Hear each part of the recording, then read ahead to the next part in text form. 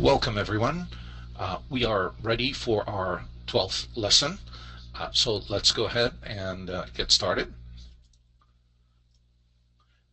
Once again, as usual, please take a few moments to read the disclaimer. Now, today in our lesson, we are going to switch gears slightly. We've been talking in the past couple of lessons about the idea of control and trying to identify who's in control. Now we are going to begin to look at the transfer of control. When control starts to change from one participant to the other, then we are going to look at the types of time frame transitions that occur to help us be able to identify these transfers in control when they do occur. And we are going to conclude with an interesting technique or calculation, if you will, known as the rotation factor, that is very helpful in helping us to get a good idea on the pulse of the market and the direction that the market wants to move to. So let's go ahead and begin talking about the time frame transitions, basically the transitions in control. Let's once again just quickly review. When it comes to market control, we are really concerned with two main issues. The first issue, of course, is who's in control. And the reason we want to know who's in control is because this will help us to keep our trades on the right side of the market, as long as we are continually taking trades in harmony and in tandem with the other time frame trader that may be in fact in control of the market. So by being able to identify who is in control, we are able to take profitable trades in the direction of the market. That's why it is very important to learn to identify who's in control at different points in time in the market. Now, it's also important to mention that no one ever retains or keeps control of the market forever. As a matter of fact, during the course of any one day, we often see that control may move and shift back and forth between different participants in the market. Consequently, we have to be alert, and we have to be capable of being able to identify these points of transition and move and flow accordingly with them. We don't want to become so rigid that we identify who's in control, but not be able to tell when that particular participant begins to lose control or weaken their control. Now, I don't want you to think that their control weakens because they're not interested. What happens is quite often they pull back. They have a strategy and they have completed what they intended to do, so they may secede the control and let someone else take over for a while. So we need to be able to take a look at what's happening in the market and identify these key transitions. Now, we've also highlighted in the past that the most important player is the other time frame player. So we always want to keep our focus on the other time frame control. And when the change or transition occurs, we want to keep an eye on which other time frame participant is now gaining or taking over the control. Some of the things that we've already discussed in terms of how to identify the other time frame control is the TPO count. We talked about that in our last lesson. We also know that a hallmark of other time frame control are tails at the extremes. If we in fact see a buying tail, we know that the other time frame trader has stepped in at this point and has started buying.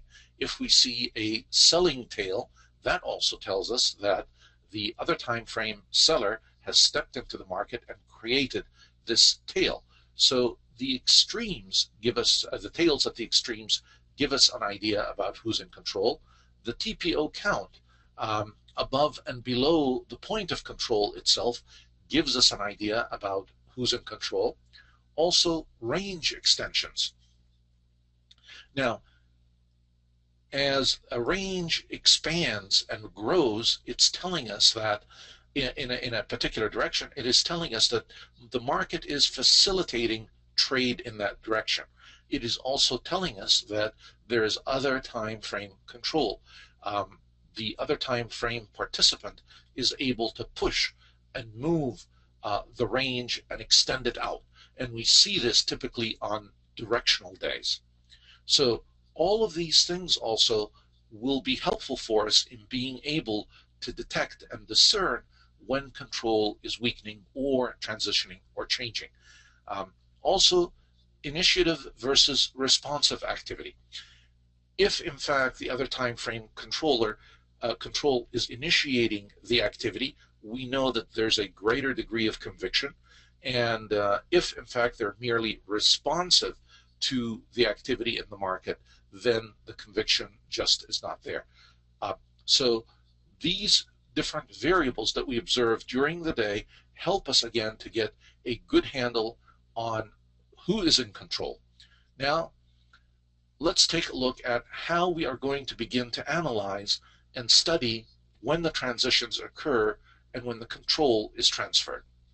And I'm going to begin by reminding you that every period of trading is considered an auction. And basically, the market profile is made up of half-hour auctions. So each half-hour period is an auction unto itself. And each half-hour period also has its own profile. And even though we won't do this today, we will, in our next lesson, take a look at the actual profile of the half-hour period, because this will also give us clues about the transition. Today, we are going to focus on some other elements, and primarily the footprint bar statistics of how those help us in identifying points of transition or transitions in control. So let's focus now on just a half-hour auction. Let's say I took you to an auction market, and at the end of the half hour, we wanted to analyze together how did this auction go. What are we going to look at? What types of questions are we going to ask? If you take a look with me at this chart, first of all, we have split the day into different auctions. So each of these periods, each of these 30-minute segments or periods are an auction unto themselves. And the results of each period tell me an idea about how the market is developing and what is happening in the market. So we need to look at each one independently, and then we are going to begin to comparing each auction to the one before it so we can see how the market has developed, what change, if any, has really taken place in the market. So our first step really is to begin to look at the building units or the building auctions, the half-hour periods or segments of each day. Naturally, we can also break down each half-hour period into smaller increments, be it a 5-minute or a 10-minute period, to get an idea about what happened in those even smaller auctions yet. So each time frame, each period is an auction unto itself. The lower you go with the time frame and the time period, the less meaningful the results or the data that you get about the auction. So in other words, if I'm taking a look at a 1-minute auction or a half-minute auction, yes, I do get some data, but in terms of giving me a good idea about the big picture, it really doesn't. It just gives me a lot of noise at that level. And that's why in the profile, we like to take a look at half-hour periods, because they're going to give us a pretty good idea about how the market is developing. You can also gain some good information even from as little as a 5-minute or a 10-minute time frame, but I usually feel anything less than that is going to be rather insignificant. Now, notice before we begin looking at the specifics of each auction, the same exact chart that we looked at, we're going to look at in a slightly different way. So now, instead of these columns, just letters that you see, we're actually going to begin looking and analyzing the core, what makes up these columns, and how each one of these columns compares with the one that preceded it. What kind of information can we get from these footprint bars? And these footprint bars are actually very powerful and very helpful for us, so it is very important for us to begin to incorporate those in our toolbox and use this important tool, especially in identifying transitions when they occur in the market. All right, back to our question of what do we look at when we analyze the auction? So let's say we went to an auction market together and half hour of the market has passed. And we want to know, how did this auction go? How well did it do? We're going to first look at, where did it start? And the answer to that question is, of course, at the open price. Where did it end? At the close price.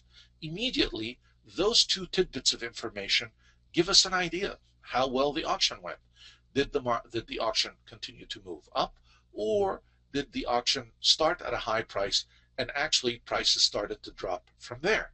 So the tidbits of data, little by little, begin to give us clues about what's happening in the market at large. How far did it move? Let's say, in fact, the open price started at 1090 and now it closed at 1095. So it moved 5 points. That gives us an idea about the range of the auction. Now, was that a big move? Is that a small move? The only way we can really know that is if we study the instrument. If we study the patterns and the behavior over a period of time, then I can make a correct assumption about the range and the extent of the range. Was this a big move, a small move, and so on? So I can't answer those questions as a blanket answer for all instruments, and the way that I derive my correct answers for any particular instrument is by studying that instrument. Now, how much activity occurred in the auction? All right, I had this 5-point move in the range, but how many participants really took place to create this move? And really the answer to that question in terms of the activity is we have to look at the volume. Did we have, did this change occur on very light volume, or did it occur on large volume? And once again, these types of data come from analysis, from us knowing the instruments that we trade. The beauty of it all is now we have a powerful tool that is going to give us a lot of this valuable information in the footprint bar. It will give us, as you will see, some very, very valuable information. Where was most of the activity? All right, so now we have an idea about the total volume, but where was this activity concentrated? And why do I care about that? Because it tells me where the fair price was in the market. Where did the market participants really like the price during this auction? Was this price on the high end of the auction, or was it on the low end of the auction? All these things come together to give me an idea about how the auction is progressing, and it gives me clues as to what's likely to happen when the next auction opens and how the market will move from there. And the last important question that we need to analyze in the about the auction is whether or not the market is balanced or imbalanced at the end of this half-hour period auction. And why do I know that? Why do I care if it's balanced or imbalanced? Well,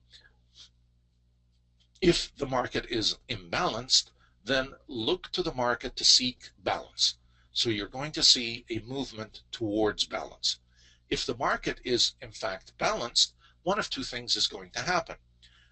The market will continue to accept this balance, and we will continue to trade in that identified value area, or in the balanced area, or the market may in fact reject this balanced area, and we begin we might see a directional move one way or the other. So all of these questions should be in the back of your mind in analyzing an auction. I know it is a lot to think about all at once initially, but believe it or not, as you practice this and you do this day in, day out, these things eventually become second nature to you. You know what to hone in on and what to look for, and right away you're able to extract the data from your charts. It does take a little practice, but it can be done, and it really is not as difficult as you might think.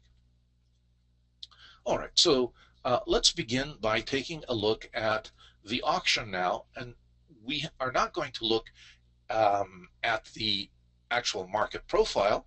We are going to look at these footprint bars, always remembering that each of them is really the same thing as a column of letters.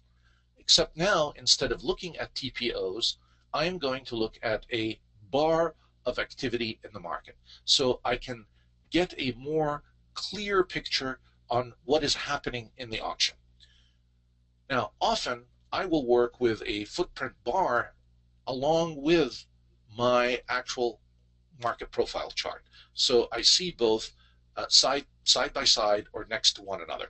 And this is one of the reasons why early on I recommended for you to have two monitors. So you can have enough room to spread out a couple of different charts next to one another. And if you're using the same machine to also do your execution, to have adequate room for your execution information and orders and so on. It is nice to have the space so you can clearly see the things that you want to see. Now, let's begin by looking here. Where did we open? All right, and the open we've identified at 1304.25. Now, the next thing we want to look at is the close. Now, look, the open and the close are very close to one another. If you're looking at a candle, the body of the candle would have been very tiny. Does that really tell you anything? The body is small. Okay, we had a rather large range, and we ended up with this tiny little body. So if you're looking at a candle, you really don't have a whole heck of a lot of information. Open, high, close, and that's it. But now take a look at the wealth of information we're going to extract from this bar. And we are going to begin by focusing our attention on just one bar. Naturally, the rules apply to all of them, but we will begin by looking at just one of them. All right. The next thing we want to identify is the range. Okay. The low to high, the period range. Well, the range extended from 1306.25 all the way down to 1300. So we had 6.25 points. Interesting point now I want to alert you to. Let's take a look at the open and take a look at this range. How much of this range actually was above the open and how much of this range was actually below the open? And I've done the calculation here for you. We got 2 points above and 4.25 points below the open. Immediately, what does that tell you? Where was the market facilitating trade? Was it facilitating trade above the open or below the open? So that tidbit in itself already begins to tell you who's in control, that the sellers are really, or the sellers were really dominant during this half-hour auction.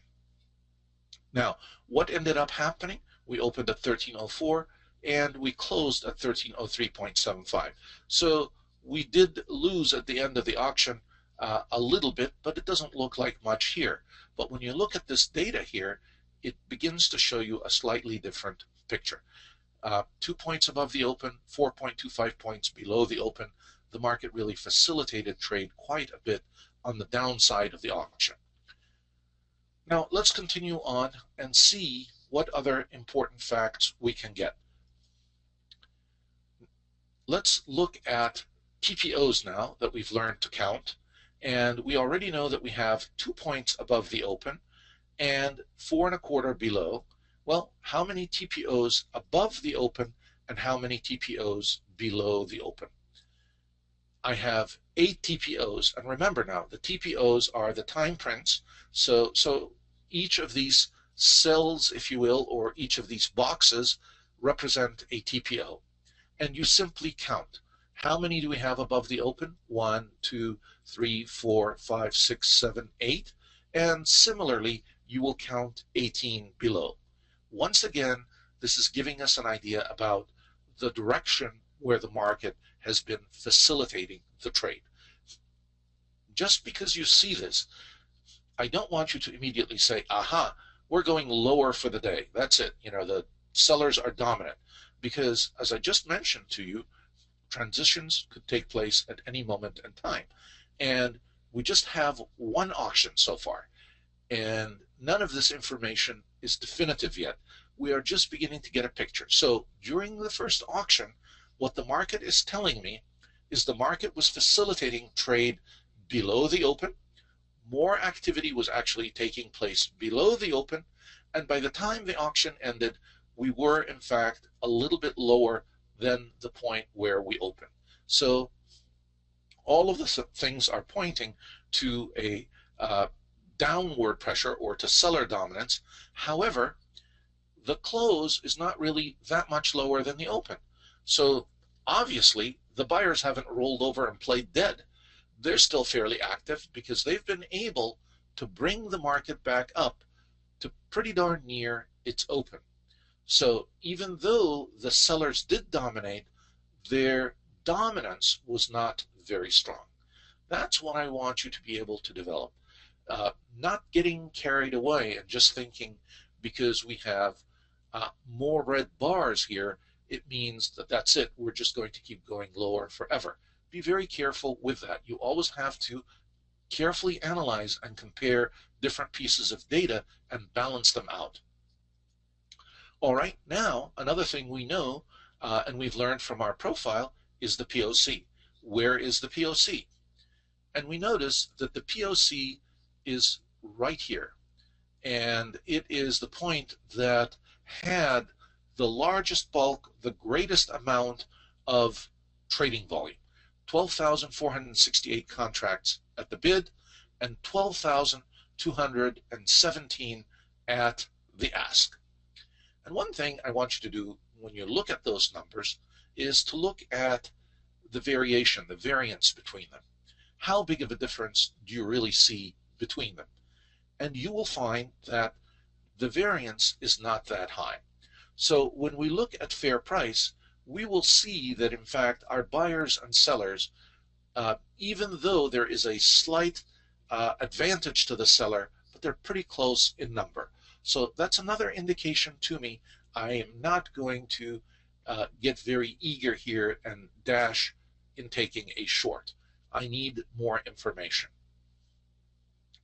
All right. Now, let's take a look at another calculation or bunch of numbers, the TPOs above and below the POC. 14 TPOs below the POC and 11 TPOs above the POC. So once again, this really also validates for me where the activity, most of the activity took place, except now with the TPOs, it is not as stark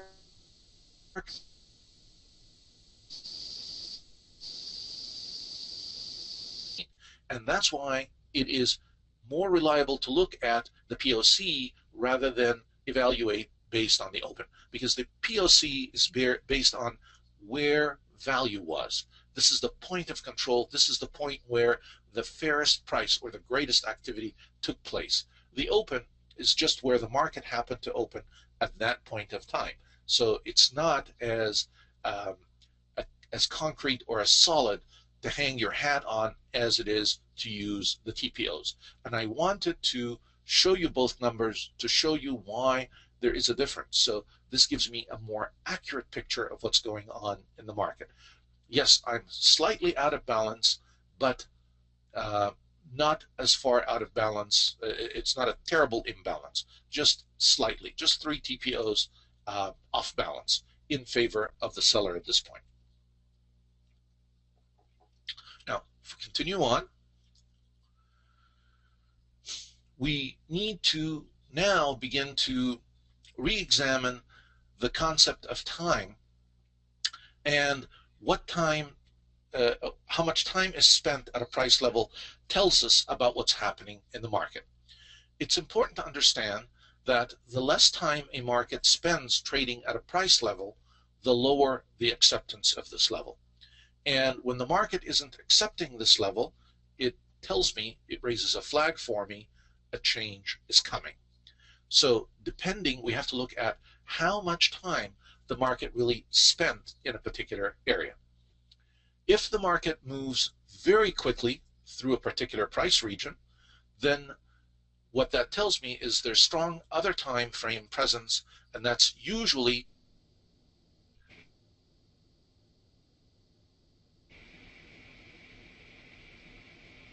speed by which you see the market flow through a region or through a price level, or the amount of time that the market spends at a particular price level is a very important clue to you whether there's support or resistance at this point, or whether in fact the market is starting to accept this price level. Another important bar characteristic that we need to look at is the number of green boxes versus red boxes in the bar. And we're also going to look at the degree of shading, light versus dark boxes on the bar. The shading gives me an idea about the intensity of the activity. We also want to look at what is happening at the extremes of the bar. And we'll look at all these things together in just one moment. And last but not least, we're also going to spend a little bit of time looking at the footprint bar statistics. All right, so let's take a look at our column A again together and see what that tells us. It reaffirms for us much of the information that we have gathered. We have a total of 26 TPOs for this period. And 16 of these TPOs are red and 10 of them are green. So once again, who's in control? The seller. Obviously, there's more red than green. Now we get to the issue of shading. How intense has the red been? How intense is the green? And if you notice, with the exception of just a couple of cells, this one here was pretty intense. This one was also a little bit dark. Most of the trading, the red cells, or the red boxes, if you will, they're light colored. So it's not heavy selling. We're getting some selling. Another way you can tell this is also by looking at the POC itself and what color was the POC. And you notice that, in fact, it was pretty light. It was not a very dark red. This is an example of a dark red, and they could get much darker, as you see here. When you start seeing consecutive dark shades, this is a clear indication the seller is starting to dominate. When you start to see changes in color in a region, in other words, you've had a whole bunch of red, and then all of a sudden the red is changing to green, even though it's light green, or even from darker red to lighter red, that is telling you something, that buying is starting to pick up. And that's why the software uses shading to give you a visual cue as to what is happening in the market, and when control may actually be changing from one side to the other. All right, now we want to take a look, and this is very important, at the activity at the extremes. The extremes, really the top three, depending on the range of your period. And here we had 26 prints. This for the ES Mini and a 30-minute auction. This was a rather wide range. 2630 is a wide range for the ES Mini. And so let's see what happened at the bottom and what happened at the top. Let's begin at the top. Well, as price was trying to move up, what happened? It met with resistance. Really, the sellers were willing to sell 47 right here, but there weren't that many people that were willing to buy them. So we only had 47 transactions at the ask, none at the bid. Also take a look at the difference between bid and ask here, how the numbers have really dropped dramatically from 1907 to 47. And we see that even from the third sell, 2004-86, and then 1907, the buying is weakening down to 47. All of a sudden, really, it just got shut off. The sellers smothered it. So it's telling me, amongst all the other signals that I've gotten, or all the other indicators, that I was not really able to move much higher in the auction during this period. I got shut down fairly quick. Does this mean this will always happen? We don't know. We have to wait for the next auction period to be able to answer that question. But certainly the market was not facilitating to the upside, and the aggressive buyer here really found themselves being shut down quickly. Now here, on the other hand, let's see what happened. Take a look at the bid volume relative to even the ask up here. The numbers are significantly higher. 2,689, 5,454, 6,088. Notice even the volume and the bid is significantly higher than the numbers we're seeing up here at the ask. So obviously there's more activity down here, and there's probably we've already established we have a bias for the seller, but a likelihood that we might see prices drop even lower. But not a strong, it's not a strong selling market. No dark shades. No significant. And then we came back up to close right at the middle instead of closing at the bottom of the candle. This is another of the column. I'm sorry. This is another indication that the selling was not as strong as one would have anticipated or expected. All right. We've talked about how dark are the shades of red or green, and how this gives us an idea about the intensity of the activity. The darker red is a pretty intense level of selling, and the dark green, and you'll see them, they'll become apparent, and immediately look at the actual volume in them, and you'll also see that volume is picking up in those dark shaded boxes. So it is important to keep your eye on the shade. Now we are going to move our attention to the indicator that we have at the bottom, which are the bar statistics. We're going to analyze some numbers together, and you will see how helpful it is to look at these numbers for each bar. I'm going to look at the total buy volume, and this is very nice because the bar statistics give me the number right there. It's 100,016,481. So I have the total buy volume for period A and the total sell volume. What is the difference between them? 11,883. So the difference is really what we call the delta. 11,883. As a percentage, what percentage is that of the buy volume? So I take 11,883 divide by 116,481 multiply by 100, 10%. So we have a variance of 10%. Is that significant? Well, it shows me that there's a little bit of an imbalance, but it is not a horrendous imbalance, just 10%. All right, let's take a look at some other statistics. Let's take a look at the percent buy volume relative to the total volume, the percent sell volume relative to the total volume. So I divide 116 by 244. And by the way, the bar statistics will calculate for you many of these numbers automatically. I just want you to understand where they come from and why they are significant. So we take a look at the sell volume, 128 divided by 244, 52% selling, 47.5% buying. The variance, if we look at it this way, based on the volume, is only about 4.8%. So that is not a strong imbalance, really. It's a small variance. So we have a slight bias to the downside, and now when the next auction opens, we need to determine what direction or how that will influence what happened in this previous or in this past auction.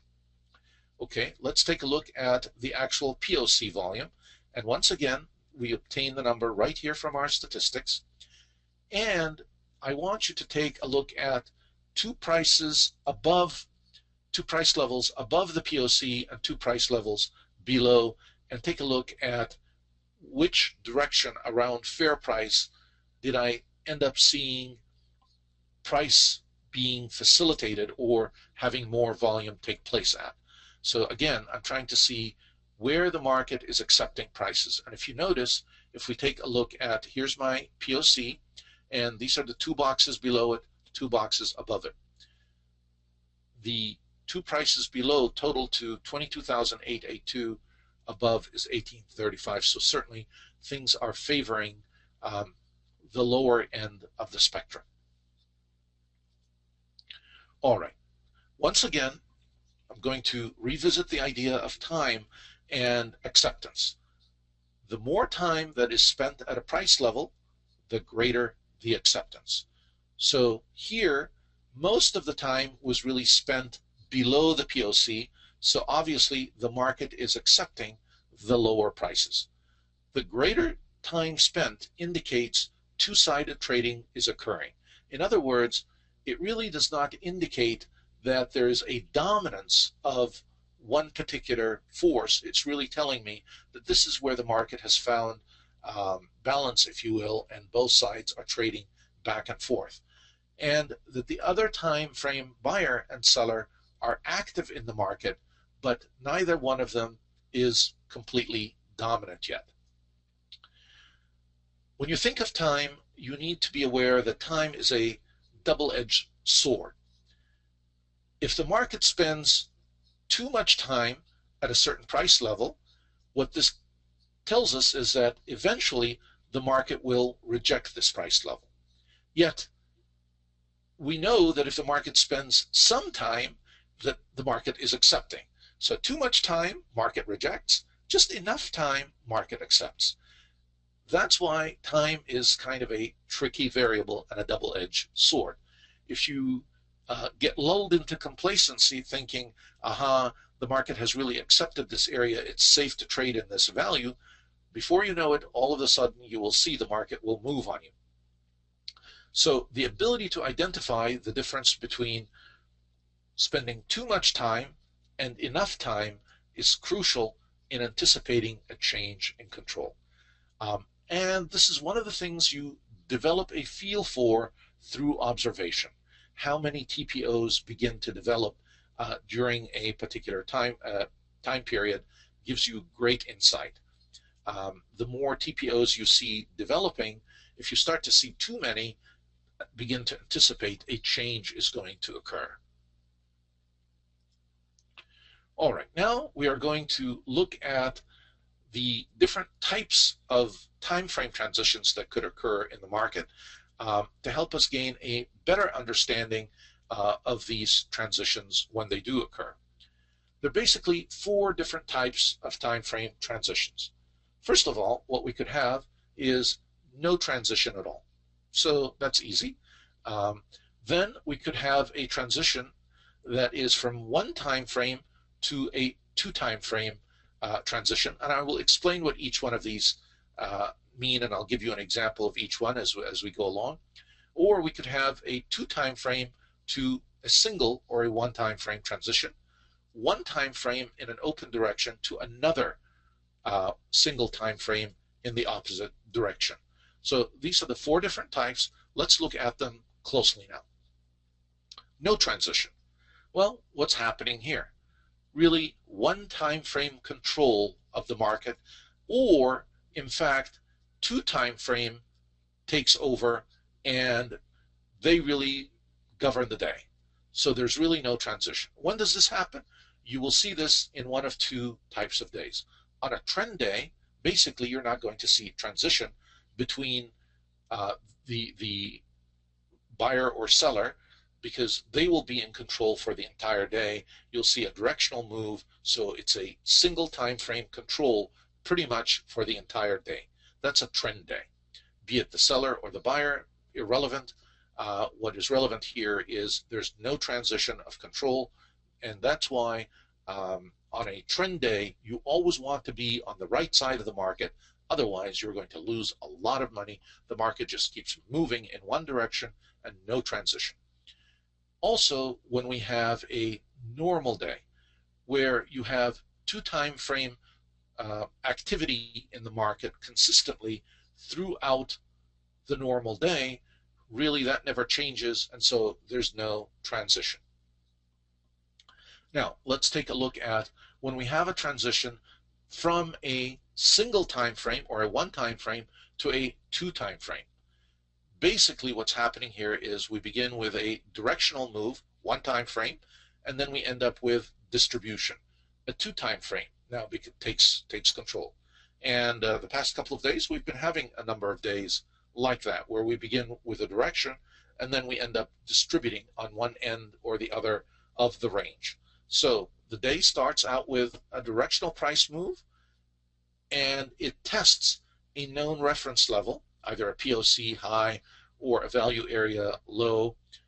The move stalls and we don't get any new activity, and the market transfers to two time frame trading, basically really distribution. And we begin to develop value around that area. The third type of a transition that could occur is two time frame to one time frame. In other words, we've been distributing, we've been balanced, trading in a value area, but all of a sudden the price decides it's going to leave that developed area, the developed value area. And we just talked about that if the market spends too much time in balance, you can count on the fact that it is going to leave that balanced area and move directionally one way or the other. If it spends too much time there, it'll be time for it to make a move. So when prices are trading within a range near a known reference point, again, resistance or support, price breaks through and directionally moves. A directional move follows that break, and we continue directionally. So from two time frame to one time frame, basically from distribution to a directional move.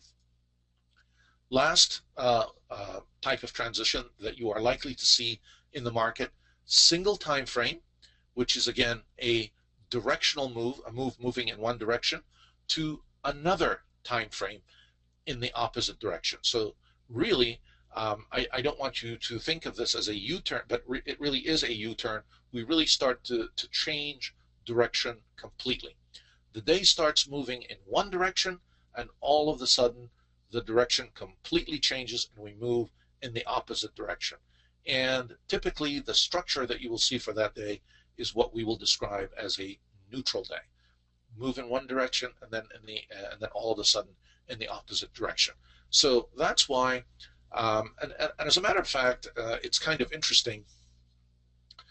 These are the transition techniques that professional traders actually use to make sure, or that they're trying to hide their steps. They don't want to make it easy for anyone to be able to follow in their tracks. So they are continually shifting things around and transitioning, and that's why no one continues to be in control all of the time. And that's why the market, for many people, when they don't understand the structure, is difficult to trade. It seems random, but it really is not. There is structure, and yes, these things are done intentionally, and they're done intentionally to make sure that one side prevails, or one side is the side that is always making money and not making it easy for anyone else to just see what's going on and follow in the footsteps. Our job is to be nimble, to be able to recognize, first of all, who's in control, and then immediately also recognize when this control is changing. Last but not least, I want to begin to introduce you to an important technique known as the rotation factor. And it's really a simple calculation once you understand it, and it's very helpful, and it can be used on any time period, on any time frame. And it helps us to gain a great understanding of who's in control in the market, and the level of control that they have, and also identify when control begins to change. Let me walk you through the rotation factor. First of all, the rotation factor provides us with a very objective means to identify the day's direction. And it takes a few auctions to take place. In other words, at least 2 or 3 auction periods, but then we get an idea. By the end of the day, you have an excellent idea, and it also prepares you for the next day. So I will recommend for you that you should always do this calculation at the end of each trading day to give you an idea about how the day went. I will also recommend for you to do this for each day in a week period. So use, instead of using half-hour periods, now you're going to base the same calculation on the actual daily period. So over a period of 5 days, you should be able to calculate a rotational factor for the entire week. This will give you an idea also about momentum in the market, which way it's going and which way the market is moving. The technique is really very simple, very basic, and I'll take you through a step-by-step process of implementing and using this technique. So far, we've decided that we're going to break up our profile into the periods, and we've begun our analysis looking at each period relative to the prior period. And we've looked at the footprint bar, and we've looked at the different numbers to see what is happening and what that tells us. We know, for instance, that when we see that all of a sudden we are not able to make higher highs with our range and we start to drop, that the likelihood that prices will continue to drop becomes greater. When we look inside the footprint and we look at the extremes here, as we begin to see greater volume traded at the lows, it is telling us that the likelihood that price will continue lower begins to increase. And then suddenly, when we develop a tail down here, and we begin to see that the responsive buyer has stepped in, and that all of a sudden prices are beginning to become facilitated to the top side, and sure enough, on this period, look at where it opens above the midpoint of this column, and in fact the high is higher than this high and the low is higher than this low. So we definitely have had a transition and a change in the market.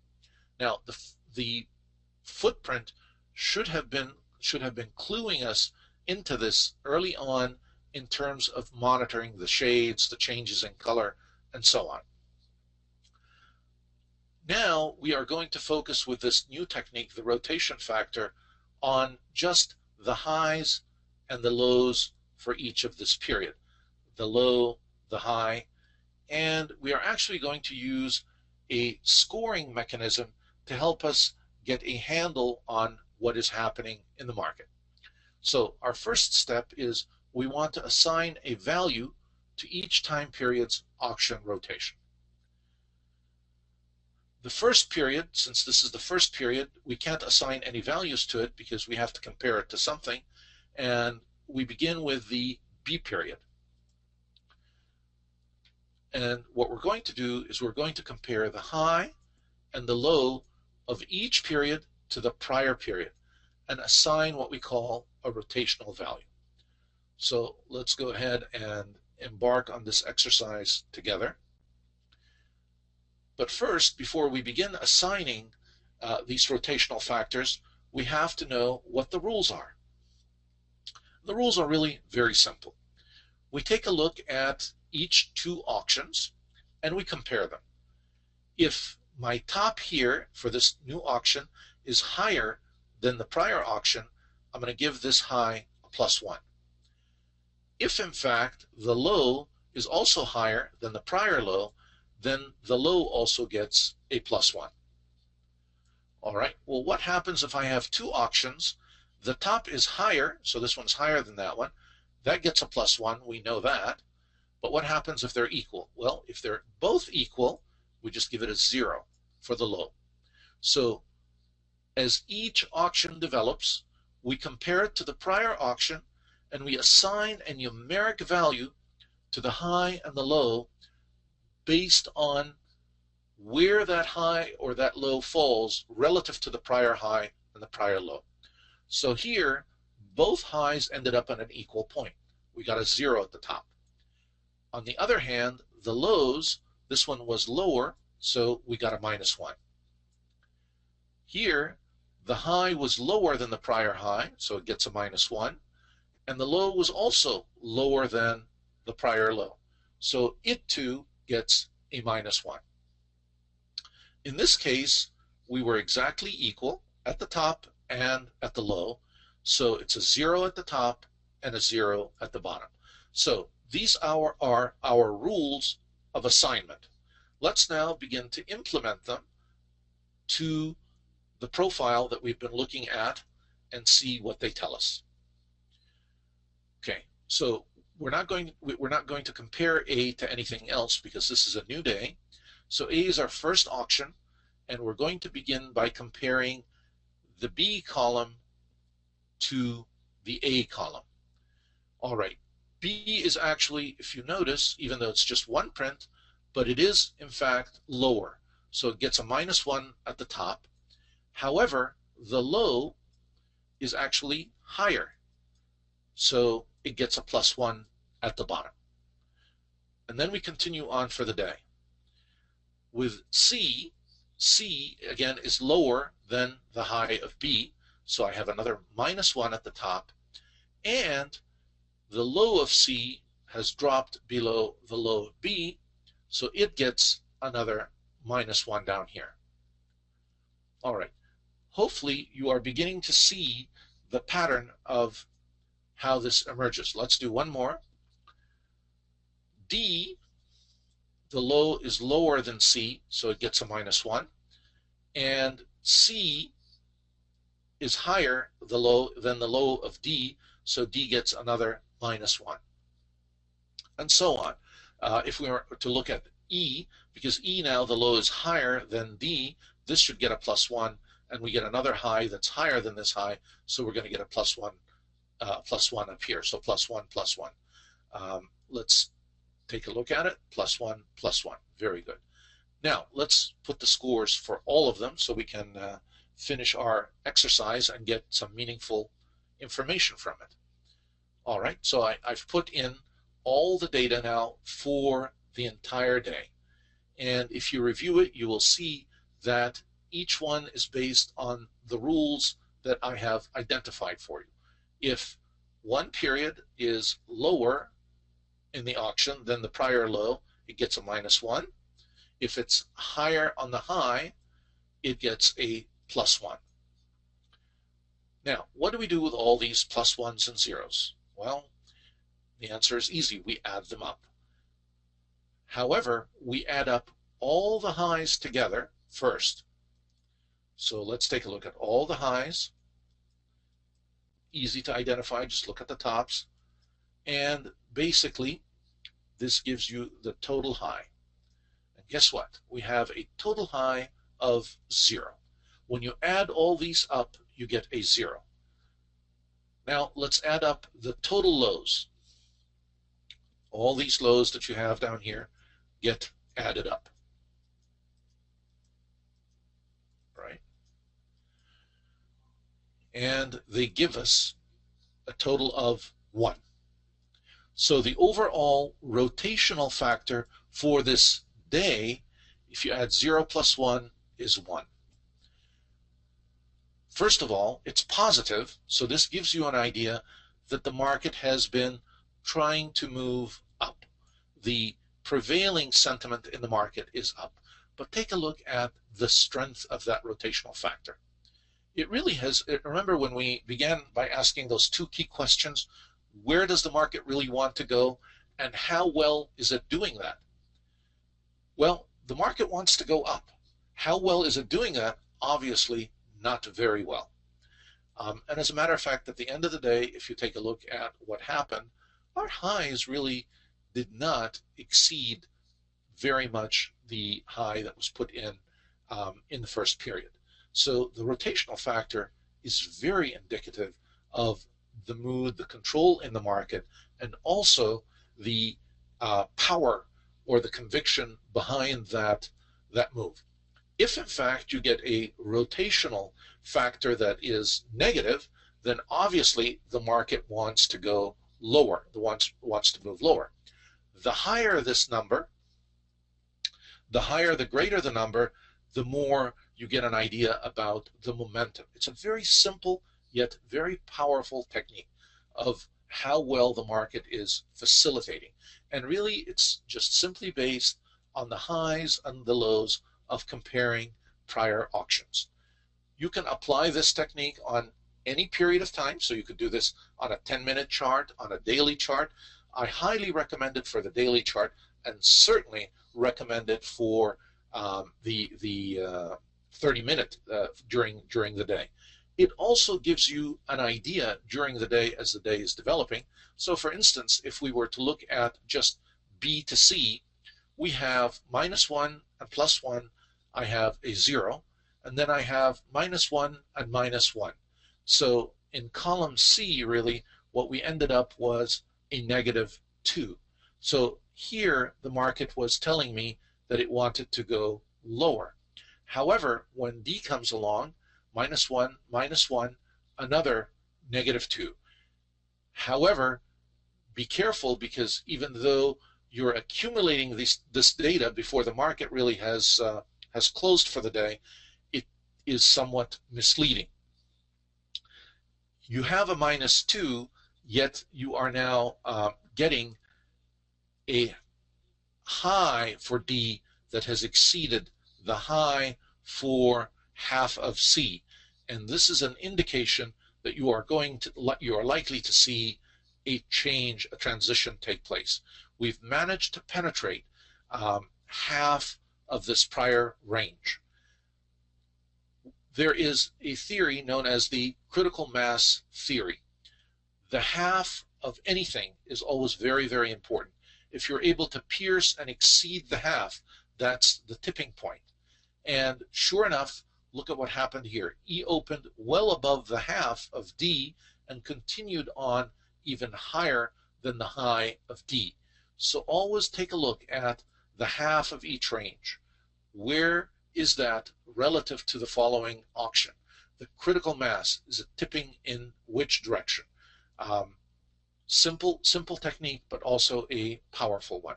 So here, when I begin to see a lot more activity and greater volume below the half of B, that's when I know things are going lower, and it may behoove me to take a short, and vice versa. As I begin to see increasing activity here, and I bet you that if we were to go back to look at our footprint, you will see that these prints up here were actually darker in green, and the price started to shoot higher. The market had begun to facilitate to the upside. And that's what we want to be able to identify, these transitions. So this number is meaningful when you look at long periods over a period of time, but don't rely on them from one column to the next. They're not going to give you very good clues. There are other far more powerful things to look at. And so I'm actually going to take you back to take a look at the D period and see what was happening in this transition. So I'm going to go back with our slides to our,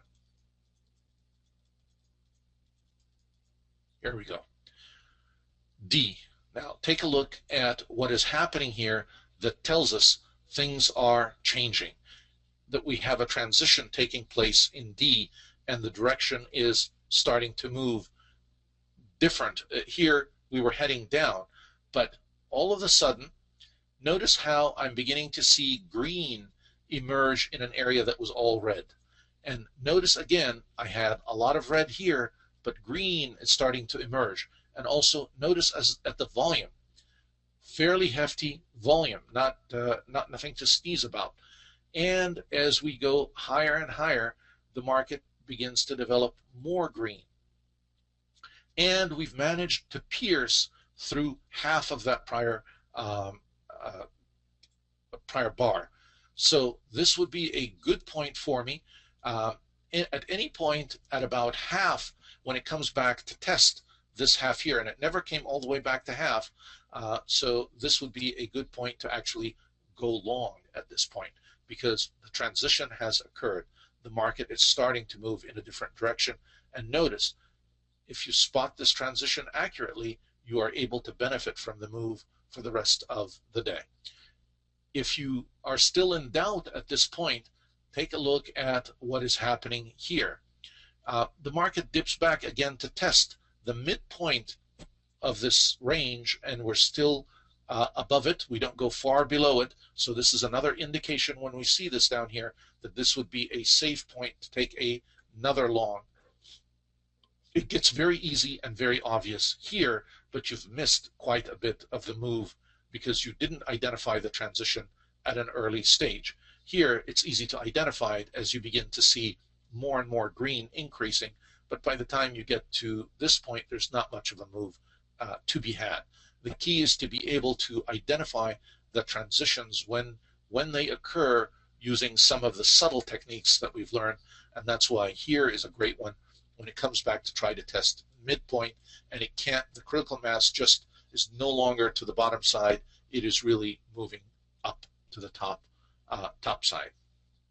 All right, let's go back to our rotational factor and take a look at